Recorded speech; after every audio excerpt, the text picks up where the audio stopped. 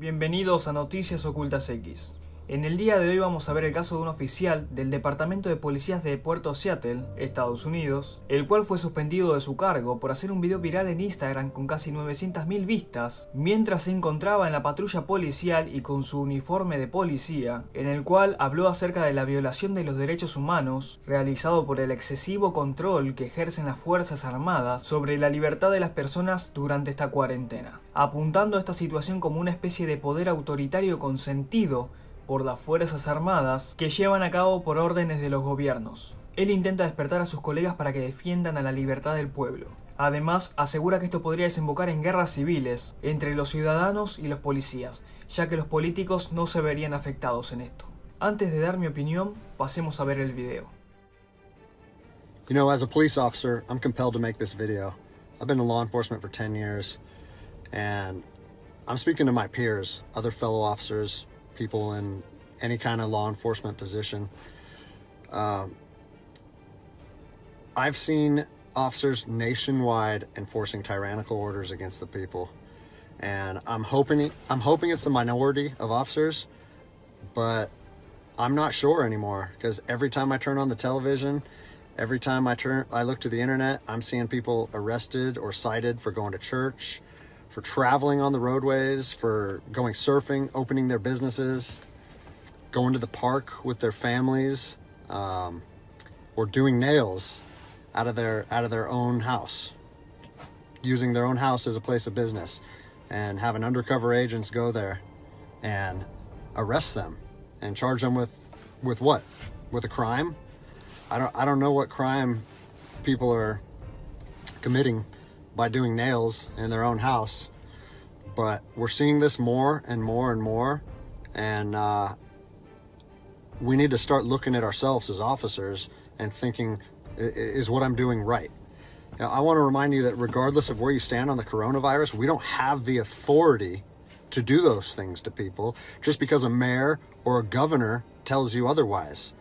I don't care if it's your sergeant or your chief of police. We don't get to violate people's constitutional rights because somebody in our chain of command tells us otherwise. It's not how this country works.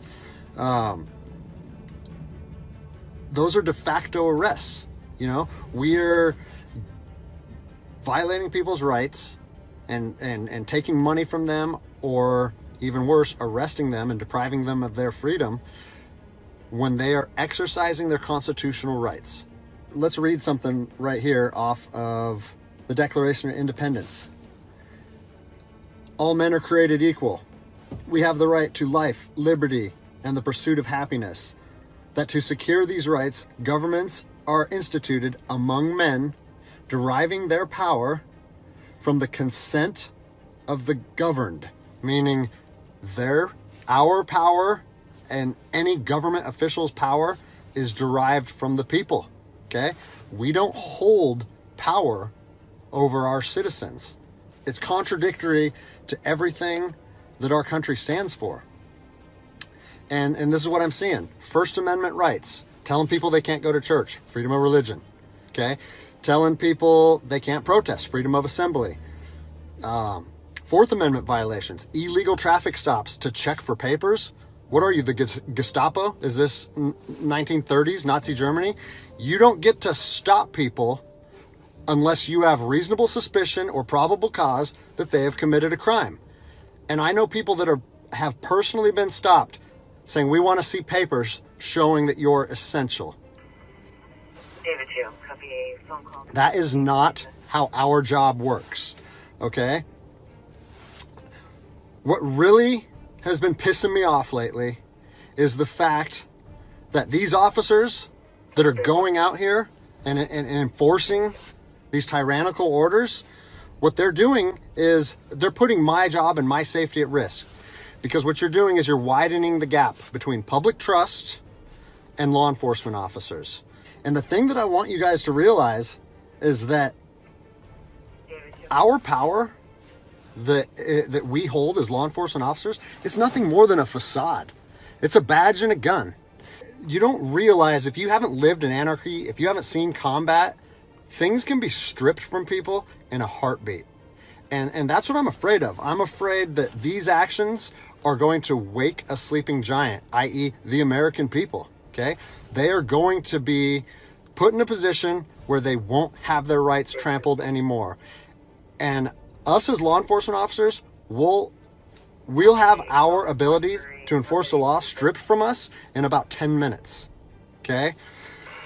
I think what is going to happen if this continues is we're going to see bloodshed in the streets, okay? I don't want to see bloodshed in the streets on either side of this coin. I don't want to see fellow officers get injured or killed, and I certainly don't want to see citizens get injured or killed.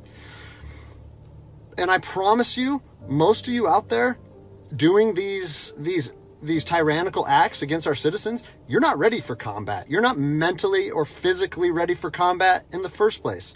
I promise you, you don't want to go through that, and I hope I never have to go through that again.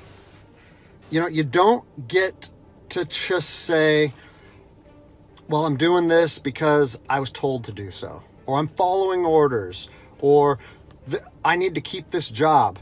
Guess what? I need to keep this job more than anybody. I have 3 young children. I have 2 houses. Like, I have the same sob story that the rest of you guys have. But my personal choices and my living arrangements, no matter what they are, don't allow me to trample on people's rights. Listen, you need to stand up for what's right. You need to, if you're part of a department or an agency that is asking people or asking their officers or their deputies to impose on people's rights and infringe on their freedoms, you need to step up and say, no, that's not me. That's not what I signed up for, and that's going against my oath. And if that costs you your job, so be it. At least you'll be able to look at yourself in the mirror at night. I've already expressed this to my department.